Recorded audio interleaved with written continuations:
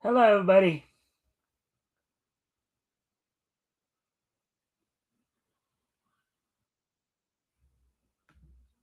All right, welcome to the Mikestand. Today is, of course, Monday, December the Monday, December the 8th, 2025. Let's see. We're going to give people a chance to come in before we get started. Friendly reminder to everybody, of course, if you haven't already, if you guys can help out by liking and sharing the stream, see if we can get some more friendly people to engage. That'd be appreciated. Also, if anything here grabs your attention, feel free to comment and or ask questions. I'll try to answer the questions to the best of my ability. Yeah. So today I was watching some cartoons from 1943, including Super Rabbit, the Warner Brothers parody of the Fleischer Superman cartoons of the time. It's pretty fun to watch. And got to see our old buddy Sniffles again. Sniffles, that time being a bit of a chatterbox, thwarting a burglar and a cop trying to sneak. Of course, the burglar trying to rob a cop's house, and the cop trying to sneak in without his wife getting up, waking up and getting upset and start beating him down with a rolling pin. Anyways. Again, as I said, a friendly reminder to everybody, if you guys haven't already, you guys can help out by liking and sharing the stream, so we can get some more friendly people to engage. That'd be appreciated. Also, if anything here grabs your attention, feel free to comment and or ask questions. I'll try to answer the questions best of my ability. That goes for both my Rumble viewers and my YouTube viewers. Let's see now. That's it. We're just waiting for people to show up, hopefully. Let's see. We're at 2.5 minutes here, so about another. Maybe just now it's coming out at 2:40, so about another 20 seconds, and I'll talk about what's on tap for tonight. So, anyways, la la la la la la.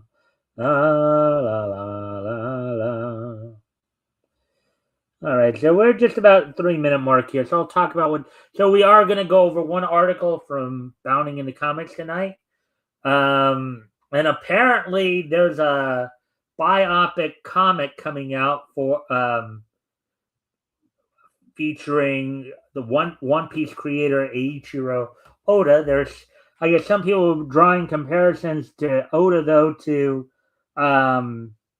Legend of Zelda creator, Legend of Zelda producer Eiji Aonuma. So, see what that's all about. Also, we got quite a bit of wrestling news to get caught up on over the weekend. There's a number of things, and of course, TNA and Ring of Honor had their final pay-per-views this past Friday. Final Resolution and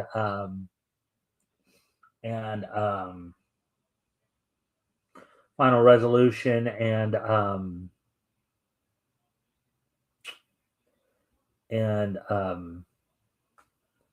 Final Resolution for TNA, and then Final Battle for Ring of Honor. Also, of course, some news came out from AEW in regard to the Continental Classic, among other things. WWE is finally making its final march towards this Saturday night's main event. We'll talk about that. And then we'll wrap things up, of course, with this day in each history. So what I'm going to do now, even though, usually I wait till about 5 minutes here. Actually, let me do one. I'm going to put some music on for a moment. I'll be right back. And then we will, once I come back, we will go ahead and get started. So I'll be right back.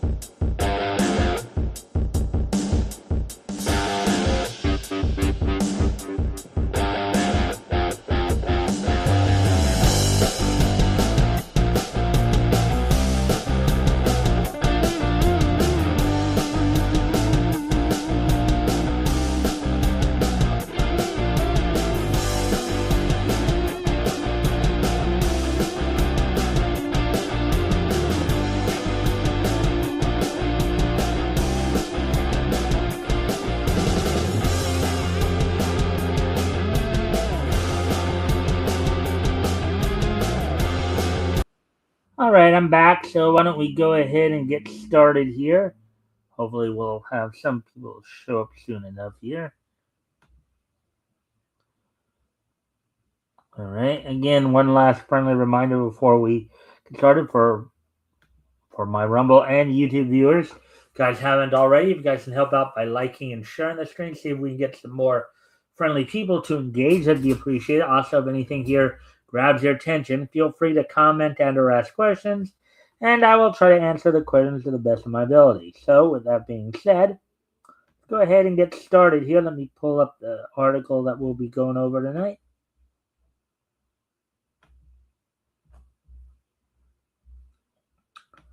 I said we'll be doing just the one article tonight. Um,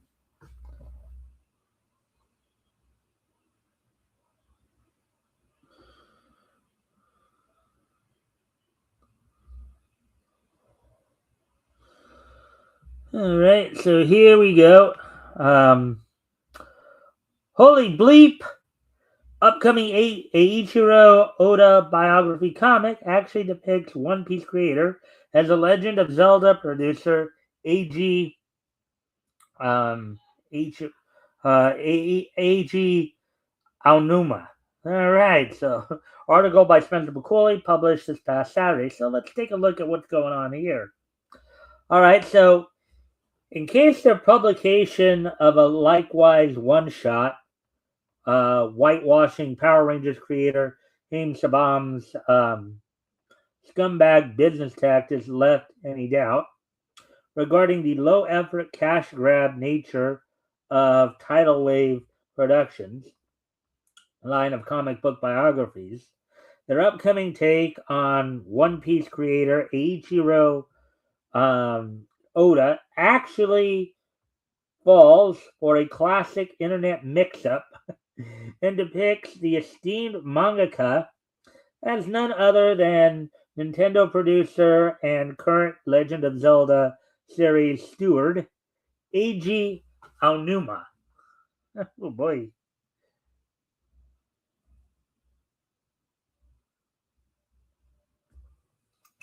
As the mastermind behind one of, if not the most globally popular ongoing manga series, it should come as no surprise to learn that Oda has gone out of his way to avoid having his public identity exposed to the public, even going so far as to make very, very limited public appearances and choosing to overtly censor his face whenever he makes an on camera appearance, either with a superimposed image of Luffy or his personal fish head avatar.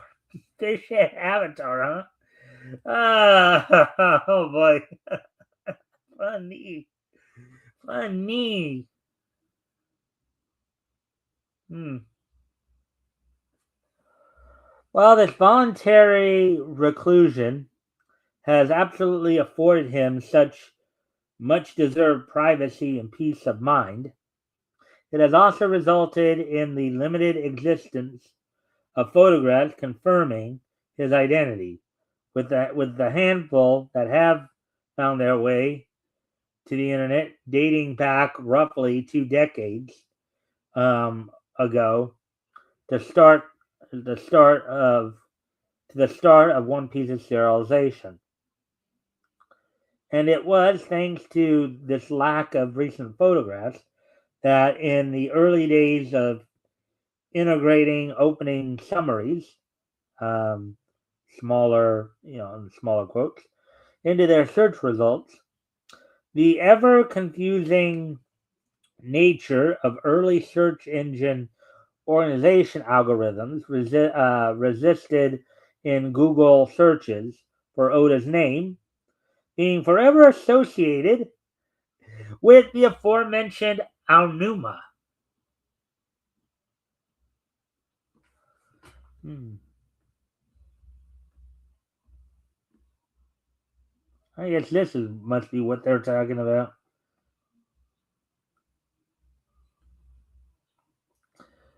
Yeah, I wonder what Oda does think of the situation of him getting confused with of AG Onuma. Hello. Let's see. The Humhara Esquire.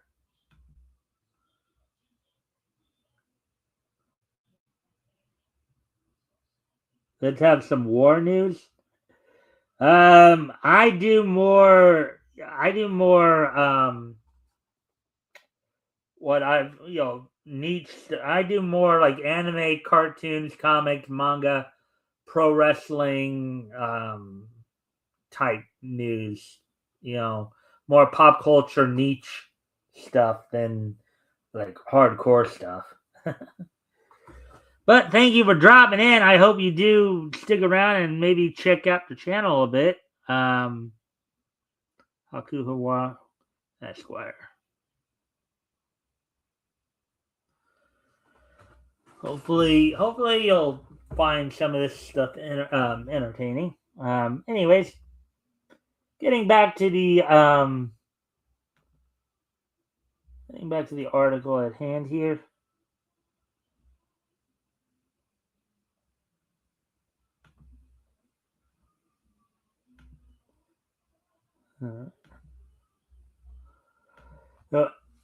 An ongoing misfire, likely based on the search engine's trawling of a misinformed fan's random YouTube upload or blog post. This Oda Aonuma mix-up, Ichiro Oda, AG Aonuma. Yeah, I think depending upon how their kanji reads, I don't know if they are similar enough to where they could get it confused that way. Ichiro and AG, maybe.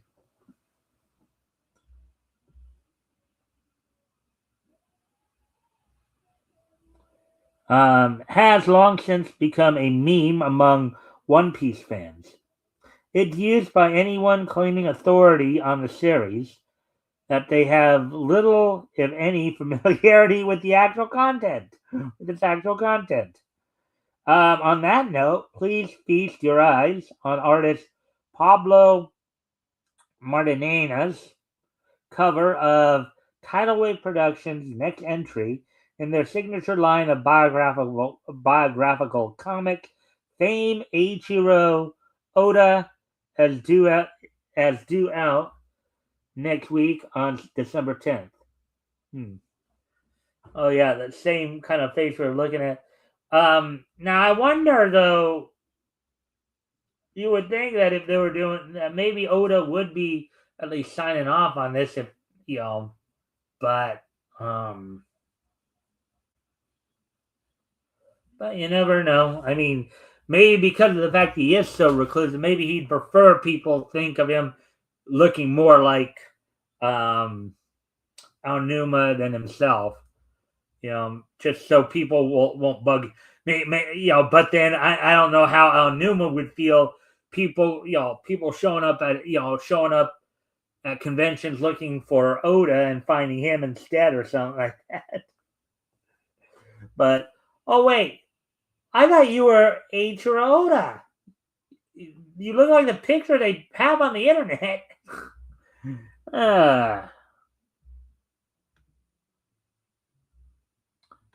Anyways, and we of course continue on here.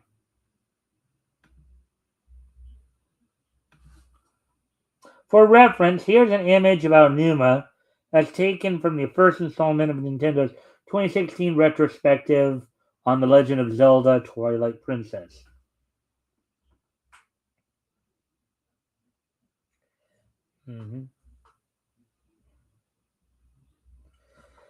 Unless they're either blind or a through and through racist. Oh boy. There's no way in hell anyone could look at that cover and mistake it for anyone other than Aonuma. Or at the very least, not Oda, in parentheses, who, as far as the public knows, doesn't wear glasses. You know, unparentheses there. Um, yeah, I guess you could be considered racist if basically you have the mindset that every person of a particular race or color or whatever looks the same to you. If that's your mindset, some people might argue that's racist. I think that's just more ignorant than racist, though. You know, that's just my take on it. Anyways, it's blatantly obvious that in creating this cover, Martin Nana just went to Google, searched Oda's name, and began working off either the first or most common image result. Yeah, maybe they should have done a little more digging, as it were.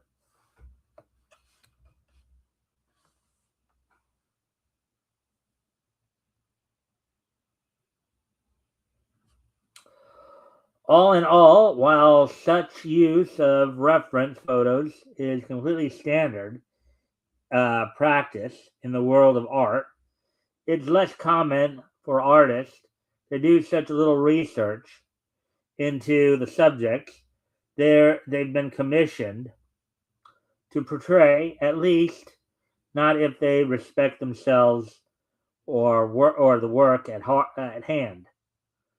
And man, if this is the cover, just imagine what the interiors are going to look like.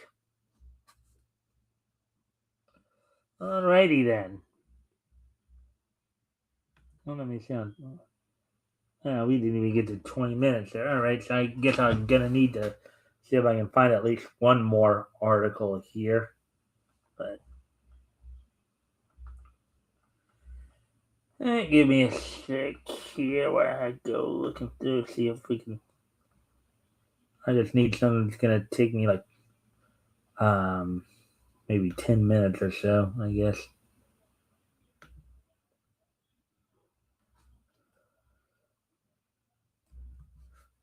See if there's anything new on the MeTV tune. Wait. No. Thank you for giving me the heads up there. We got to switch over to another thing. Okay.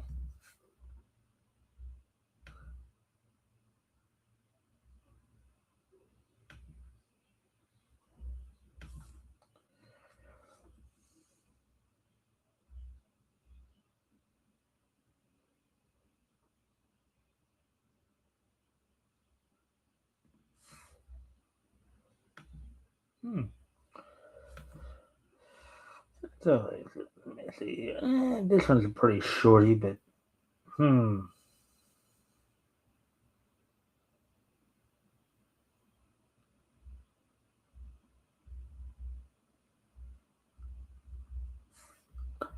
think I know how we can connect all that. All right, I did find another article to kind of go over here real quick. Kind of a one I believe will be a bit of a quickie, and if need be, I think it can help me link to another kind of quick info thing.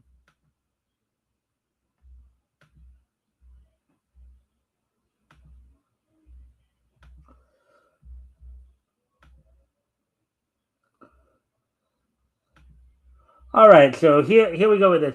Before he voiced Heat Miser, George S. Irving got his start as a narrator of Underdog. Underdog, if you guys don't remember, was of course the dog in kind of the floppy looking superhero costume with the big U on it. Underdog. So before he was Mr. Sun, he was Underdog's narrator. Article published today. Pardon me, TV and staff. So let's take a look at this. So George S. Irving played Heat Miser in The Year Without Santa Claus and reprised the role 40 years later in A Miser Brothers Christmas. And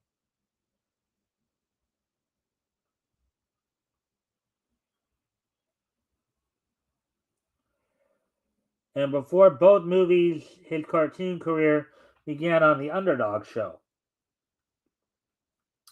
Coming from an extensive broad, now they did have the Heat Miser Christmas special, I believe, this past weekend, I believe. So, coming from an extensive Broadway background, Irving appeared in the original 1943 cast of Oklahoma before being drafted into service for World War II. Irving lent his deep voice to over 25 Broadway productions before stepping into the recording booth in the world of cartoons. In 1964, so 61 years ago, Irving was selected to be narrator of the Underdog show, for which his deep voice was perfect.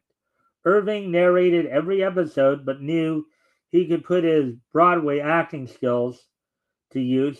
So little by little, Irving began voicing additional characters. It started in the first episode where Irving played one of Underdog's shoe shine customers, a bank president, and a policeman.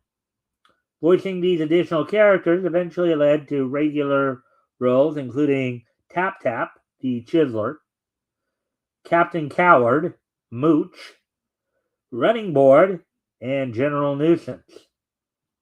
Shortly after Underdog ended, Irving was cast as the Heat Miser in The Year Without Santa Claus, an iconic role he would be remembered for and reprised years later. I believe The Year Without Santa Claus may have been one of the Rankin Bass specials.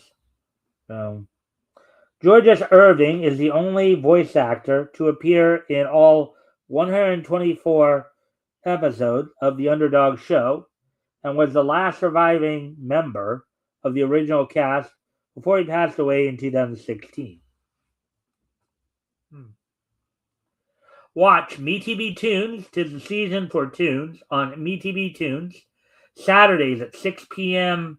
Eastern, 5 Central, 3 Pacific, and Sundays at 5 p.m. Eastern, 4 Central, 2 Pacific. Up until obviously up until Christmas, which is still about 2.5 weeks away here. Let's see. Let me see where we're at on time here. We're probably still good. Yeah, we got a few more minutes here.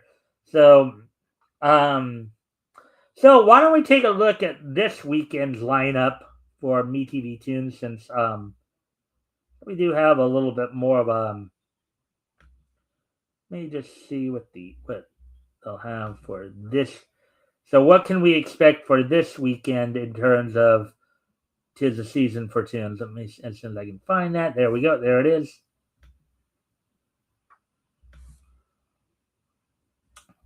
So, of course, airing through Christmas, so Saturdays at 6 p.m. Eastern, 5 Central, 3 Pacific, and Sundays at 5 p.m. Eastern, 4 Central, 2 Pacific, all the way up to about 8 p.m. Eastern, 7 Central, 5 Pacific.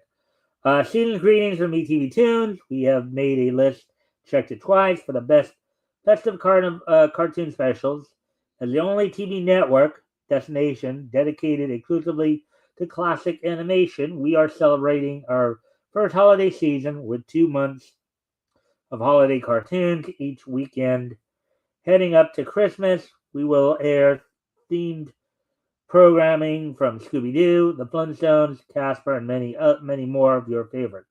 So coming up this weekend, this Saturday and Sunday, let's see, at 6 p.m. Eastern Saturday, 5 Central, 3 Pacific, the Scooby-Doo Where Are You episode, That's Snow Ghost. A ski trip turned spooky for the gang. And then at 6:30 p.m. Eastern, 5:30 Central, 3:30 Pacific, the classic new Scooby-Doo Mysteries episode, The Nutcracker Scoob, in which Scooby and the gang help an orphanage deal with the threatening Mr. Nickleby and a ghost at Christmas. Then at 7 p.m. Eastern, 6 Central, 4 Pacific, another episode of the new Scooby-Doo Mysteries, Night of the Living Toys and South Pole Vault, which Scooby and the gang investigate a toy thief in the Black Forest Toy Shop. In The Night of the Living Toys, the gang travels to a remote research camp that was sabotaged in South Pole Vault. And then finishing things off on Saturday at 7:30 p.m. Eastern, 6:30 6:30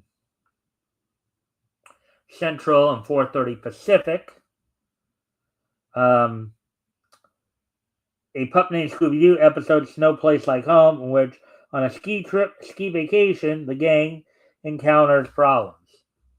And then for Sunday, December the 14th, as part of the Me TV Tune special, you've got The Stingiest Man in Town. I'll look at that for a moment. Which was a musical rendition of A Christmas Carol. Then that's an 1 hour special at 5 p.m. Eastern, 4 Central, 2 Pacific. Then at 3 p.m. on Sunday, at 6 p.m. Eastern Sunday, 5 Central, 3 Pacific, Oliver and the Artful Dodger, as Oliver and Dodger team up to help the young kids of London. Then another Me TV Tune special coming up at, after that, at 7:30 p.m. Eastern, finishing off the block there. 7:30 p.m. Eastern, 6:30 Central, 4:30 Pacific. A Christmas Carol, an adaptation of A Christmas Carol. An old bitter miser is given a chance for redemption when spirits visit him. Now, this particular Christmas Carol iteration, I believe, is the 1971 version that was directed by Chuck Jones. Probably more of many of the Christmas Carol adaptations that we've seen over the years. Probably I saw this one, I think, for the first time last year. I think it's probably considered one of the more surreal ones. So there you go with that. So let's see, where are we at on time now? 27 minutes. All right. So, anyways, with all that, just a friendly reminder to everybody, of course, if you haven't already, if you guys can help out by liking and sharing the stream, see if we can get some more friendly people to engage. That'd be appreciated. Also, if anything here grabs your attention, feel free to comment and or ask questions. I'll try to answer the questions to the best of my ability. Of course, for both my Rumble and my YouTube viewers.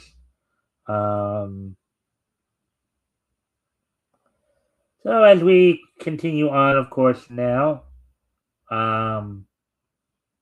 might start a little earlier here than I was hoping to do this, but I was waiting to get to about the half-hour mark before I would start on this next portion, because as I said, we do have quite a bit to cover in the world of pro wrestling, as we, of course, had the TNA and Ring of Honor final pay-per-views of the year with Final Resolution and Final Battle. And then WWE's got SmackDown, some news came out of that, and then Collision on Saturday, and then of course we'll look ahead to tonight's Monday Night Raw as well. So with all that being said, why don't we go ahead and get started talking about wrestling wrap up here.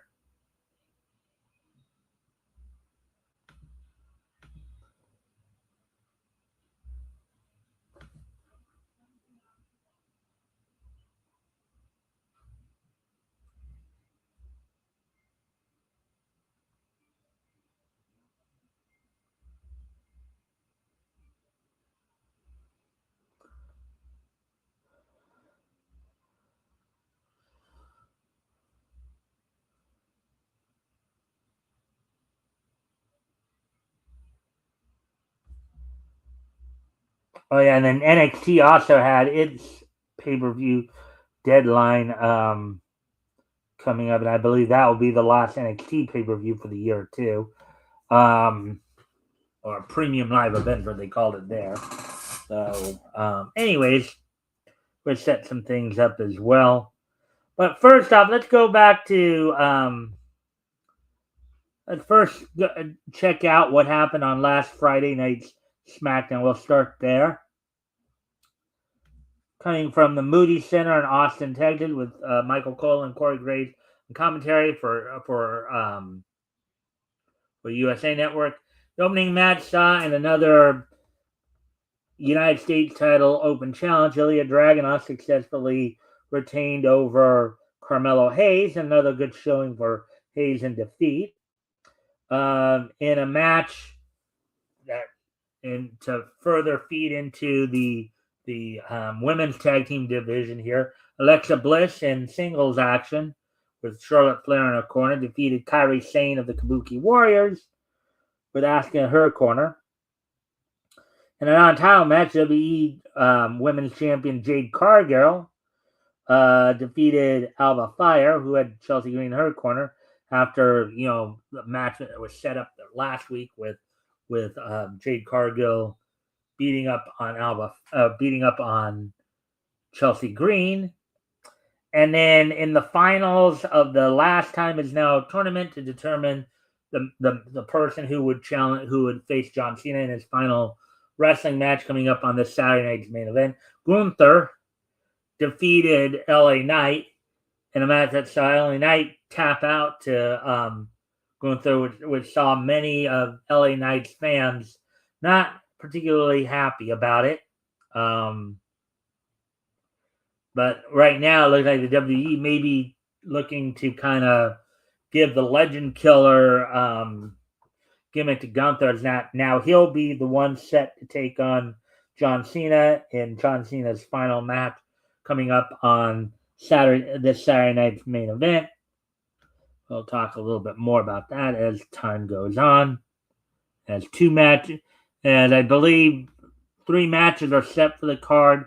We'll go over those in a moment, of course. But anyways, so that's all that went down on SmackDown. Now let's go ahead and take a look at what went down on TNA and Ring of Honor, as both of those shows had their respective. We'll go first to so on Zero Hour, the pre-show before the 0 hour show before Final Battle, which is on YouTube with Caprice Coleman, Ian Riccaboni, and John Moxley on commentary, coming from the Greater Columbus Convention Center in Columbus, Ohio. Opening match on the 0 hour pre-show saw the Outrunners of Turbo Floyd and Truth Magnum defeat premier athletes of Arya Davari and Tony Nese, with Mark Sterling and Story Denali in their corner in 9-13. Layla Gray defeated the debuting Zeta Steel in her first match, I believe, on Ring of Honor, with Christopher Daniels in her corner. And then Ace Austin defeated Lee Johnson in 9.5 minutes. And the main event of the show saw the Death Riders duo, the once former rivals over the Ring of Honor World Television Champ, or Pure title rather, of Daniel Garcia and Wheeler Yuta, teaming up here to defeat the grizzled young veterans of James Drake and Zach Gibson. So that happened that of course happened at on the 0 hour pre-show. So now let's take a look at what went down on the main card itself, which is a pay-per-view on ringofhonor.com wrestling, with, of course, again, Caprice Coleman, Ian Riccaboni, and John Moxley on commentary, coming again from the Greater Columbia Convention Center. Opening match of the show saw the Ring of Honor Women's Pure Title Tournament final happening, in which Deonna Purrazzo defeated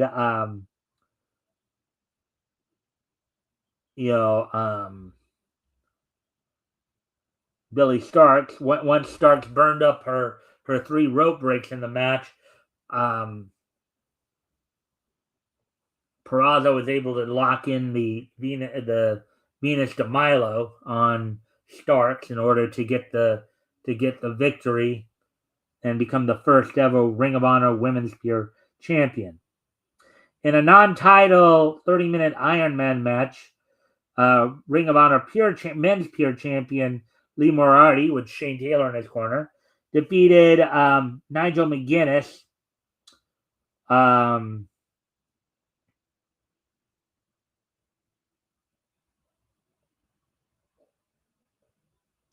Five falls to four, in which saw Moriarty beat McGuinness 1 fall to none, and then McGuinness come back 2 falls to 1. And Moriarty took the fourth match, fourth fall, giving him a 3-1 advantage. Then McGuinness came back for 3 straight, had a lead there, and then Lee Moriarty finished it off with 2 straight falls, earned the 5-4 Iron Man match. Basically, they were tied at 4-4 at the time limit of 30 minutes, and then in sudden death, the 159 sudden death, Lee Moriarty got the final pinfall. In the match for the Ring of Honor Women's World Television title, Red Velvet regained the belt from Mercedes after having lost it in the unification match between the Ring of Honor interim World Women's Television title and the Women's World Television title. Now Mercedes going back to being 12 belt Monet. Some people are wondering if this could be the start of Mercedes Monet's decline now will she start dropping titles or not? But I guess we'll just have to wait and see. And then in a match for the recently vacated Ring of Honor World Tag Team titles, as Rush had recently been injured, so Los Faction Ingobernables were forced to vacate the titles. The new tandem of Sammy Guevara and Beast Muertos defeated the team of Tommy Billington and Adam Priest to become the new champions. Now, this is, of course, within the last couple of years here of Sammy Guevara. Sammy Guevara has now held the Ring of Honor World Tag Team Champions on 3 separate occasions with 3 different partners over the last couple of years. First time with the natural Dustin Rhodes. After turning on Dustin Rhodes and Rhodes having an injury, the titles were vacated, and Guevara teamed up with Rush to become the new champion. And then once Rush became injured, now he's teaming up with Beast Muertos to become the new champions. In a one-on-one match, Eddie Kingston defeated Josh Woods. As we haven't seen much of Josh. In fact, here's the funny thing about Josh Woods too. Apparently he's not doing too much with the Premier Athletes now, because Mark Sterling apparently was not out with him during this match, which is kind of a surprise. And then in a match for the Ring of Honor World 6-Man Tag, Shane Taylor Promotions of the Infantry of Carly Bravo and Sean Dean and Shane Taylor, with Trish Adora and Anthony Ogogo in their corner, were defending the titles against Skyflight of Scorpio Sky and Top Flight, the Martin brothers, Dante and Darius Martin, with Christopher Daniels, Layla Gray in their corner, as the Shane Taylor Promotions successfully retained the Ring of Honor World 6-Man Tag Team Championships.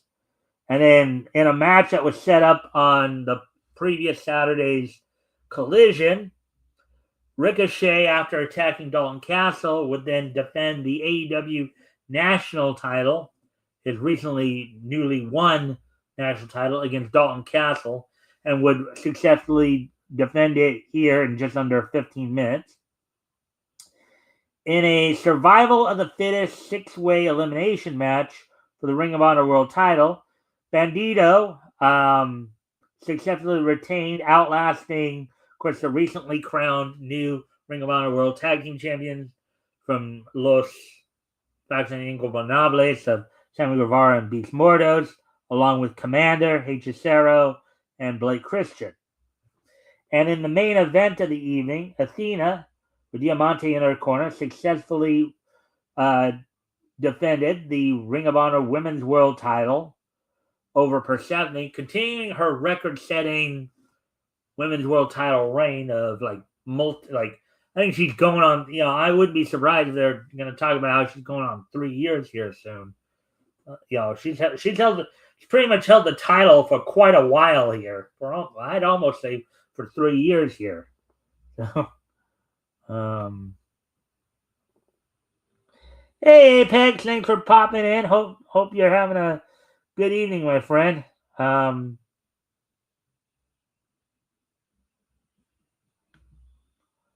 Oh yeah. So, anyways, as we now get ready to, so let's also talk about what happened. So TNA also had pay-per-view. So on their pre-show, the pre-show countdown on the countdown to final resolution event from Total Non-Stop Action from the El Paso County Coliseum, El Paso, Texas, with Tom Hannafan and Matthew Ringwell all on commentary and on YouTube. Opening match of the countdown show saw Cedric Alexander defeat former TNA World Champion Eric Young in just over 7.5 minutes. And in the main event, the system issuing the system of Eddie Edwards, Brian Myers, and Moose, with Alicia Edwards in their corner, issuing an open challenge and seeing on the countdown show that the TNA debuts of former AEW stars Bear Bronson and Brock Anderson and also CW Anderson, the Andersons here. Brock is, as some of you might know, Brock, of course, is the son of Four Horsemen legend Arn Anderson. So that happened on the countdown show. Now for the main show itself, for the final resolution pay-per-view itself, again coming from the El Paso County Coliseum with, of course, Tom Hannafan and Matthew Rainwell on commentary, and joined, of course, by the recently retired Ash by Elegance. The opening match saw Mike Santana defeat NXT's Charlie Dempsey, the former Pure champion, in a match for the TNA Knockout World Tag Team Championship. The inspiration of Cassie Lee and Jessie McKay successfully retained over Tessa Blanchard and Victoria Crawford, with Robert Stone in their corner. In a street fight, the complete Matt Cardona defeated Mance Warner, and who was cornered by Cardona's former valet, Stefan Lander. In a match for the TNA International title, NXT's Heritage Cup champion Channing Lorenzo, Lexis King in his corner, defeated Steve Macklin to become the new international champion.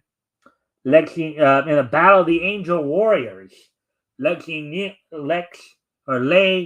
Ying Lee successfully retained the Knockout World title over Zaya Burkside, her Angels Warriors tag partner.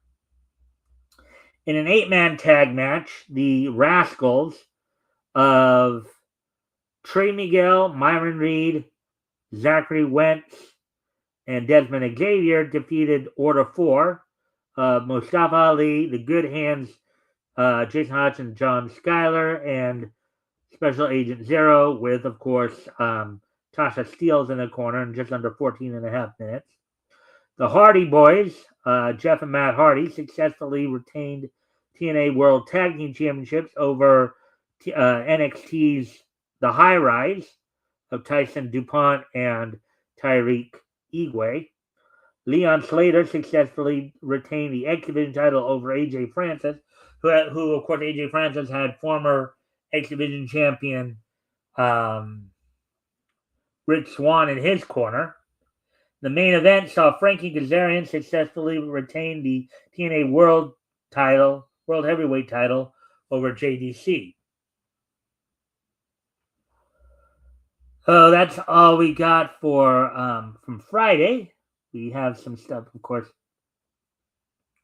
So now we're gonna go over to Saturday real quick.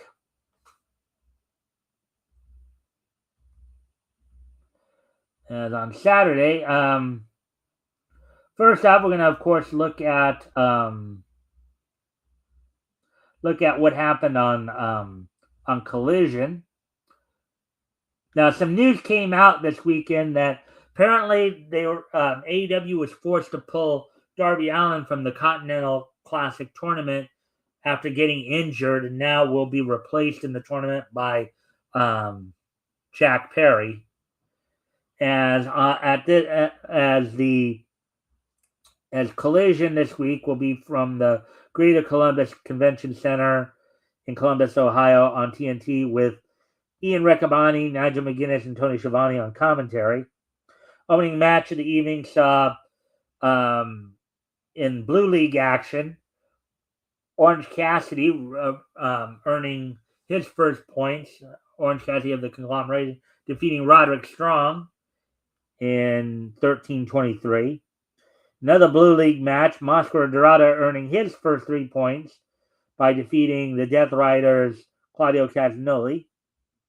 In a match for the AEW TBS title, Layla Gray would get a shot at Mercedes Moné, only to fall short in this match. Ricochet would successfully defend the national title against Ace Austin. Of course, he had the Gates of Agony in his corner. And in the main event, saw another Blue League matchup, Konosuke Takeshita, the current IWGP World Champion, took the lead, I believe, in the Blue League with 6 points by defeating Jon Moxley. I'm sorry. He's now tied for the Blue League lead with Claudio Castagnoli, but I think Castagnoli has the advantage because I think Noli defeated him. So that all went down on Saturday's Collision. They're building towards the finals of the Continental Classic coming up at the end of the month at World's End. Now, WWE the NXT brand had their last pay-per-view of the year as well, NXT Deadline, which came from the Boeing Center at Tech Point in San Antonio, Texas, on Peacock with Booker T and Vic Joseph on commentary. The opening match saw in the match for the NXT title, Obafemi would successfully regain the title from Ricky Saint, and it's now been confirmed that after Femi's win here, he will now be taking on Cody Rhodes in a match at this Saturday night's main event. We'll go over that in a few moments here. Kendall Gray won a number one contender Iron Survivor challenge. From what I understand, I guess this is the way this works is you get a point based on if you beat somebody or not. Kendall Gray earned 3 points in the match. It was a 25-minute match, outlasting Jordan Grace, Kalani Jordan, Lola Vice, and Sol Ruka. Ethan Page successfully retained the NXT North American title over Mr. Iguana coming up from AAA. Izzy Dane of the Culling with Sean Spears and Nico Vance in her corner defeated Tatum Paxley 12:40. And in the men's Iron Survivor Challenge match, determined the number one contender for the NXT title, Javon Evans outlasted Joe Hendry, Deion Lennox, Leon Slater, Miles Bourne. So this will mean that Kendall Gray and Javon Evans have each earned a shot at their respective titles. Kendall Gray at the NXT Women's title, and Javon Evans at the NXT title. All right, so now we're gonna go ahead and take a look, quick peek ahead to what's going to be going down on tonight's SmackDown, or not SmackDown, but as tonight's Raw, rather, will be the Go Home Raw before this Saturday's Saturday night's main event. So on tonight's Monday Night Raw with on Netflix from the T-Mobile Center in Kansas City, Missouri, with Wade Barrett and Joe Tessitore on commentary. Io Sky with Rhea Ripley in her corner will be taking on Kairi Sane of Kabuki Warriors in singles action, and more women's singles action. First time in a while we've seen her. Former Women's Intercontinental Champion Lyra Valkyria will be involved in her first match in quite some time versus the Judgment Day's Roxanne Perez. In a match for the WWE World Tag Team titles, AJ Styles and Dragon Lee will be defending the titles against former champs, the War Raiders of Eric and Ivar, and Rey Mysterio is set to take on Finn Balor in the main event here. And we'll probably hear from Gunther too, as he will be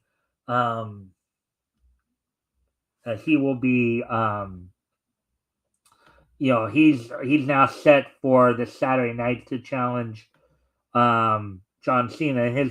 So this is what we have for the Saturday night's main event, coming from the Capitol Center in Washington, D.C. These are the matches that are already signed.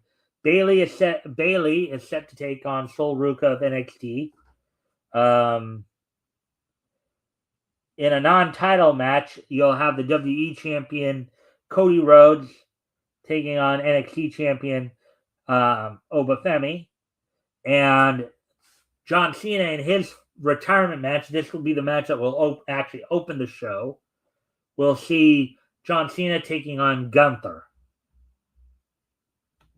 So that is what we got for the wrestling wrap up for you guys.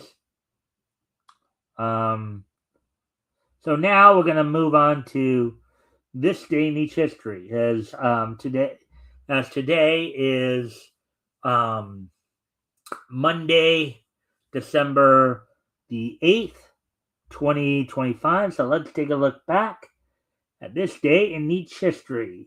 So the first thing I'd like to do, of course, I'd like to wish a happy birthday to Mr. 630 himself, Jarrell Clark.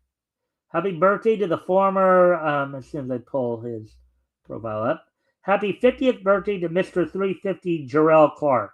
Known for his time on TNA Impact, he's also a former NWA World Junior Heavyweight Champion while he was during his time in the Florida territory of NWA back in the 2000s. Also, he's the man who innovated the 630 move, basically adding another turn to the 450. So the reason he's called Mr. 630 is because he came up with the move we now call today the 630, which is a 630-degree splash. It's very similar to it's just basically another turn. It's basically, let's see, 1, 2. It's a 2 3/4 turn splash onto your opponent from the top rope. You have your opponent lying in a prone position, and then you go up to the rope and you flip forward. You basically do about 2 3/4 splash where you land on your back on your opponent. So happy 50th birthday to Mr. 630, and former NWA World Junior Heavyweight Champion Jarrell Clark.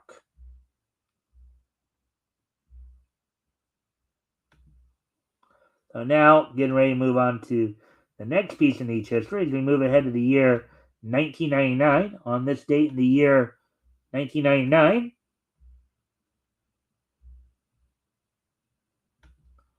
on this year in the year 1999, the 25th issue of Kiss Psycho Circus went on sale from Image on this date back in 1999, which of course was 26 years ago. It sold for $2.25. It was 32 pages. So on this date, back in 1999, 26 years ago, the 25th issue of Kiss Psycho Circus went on sale from Image Comics on this date back in 1999.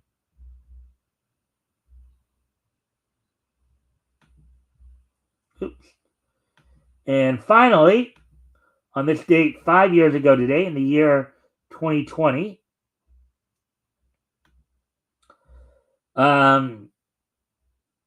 finishing up its run on Netflix, DreamWorks Animation's Spirit Riding Free would complete its run on Netflix on this date in 2017. Spirit Riding Free is an American animated television series produced by DreamWorks Animation Television and distributed by Netflix, based on the 2002 Oscar-nominated traditionally animated film Spirit Stallion of Cimarron, and the first series in the Spirit franchise. The series was first released on Netflix on May 17, 2017, and would conclude on this date in 2020. All right, so with all that being said, I thank everybody for being here tonight. Hope everybody enjoyed the show. We'll be back here with more Niche News tomorrow. And let's see. And then, of course, this Sunday, I'll be joined by Metal from the Vomitorium, as we'll be continuing our look down Comics History Lane on with comics from that went on sale in July 1940. So with that, I thank everybody for being here, and I hope to see everybody back here tomorrow. Bye.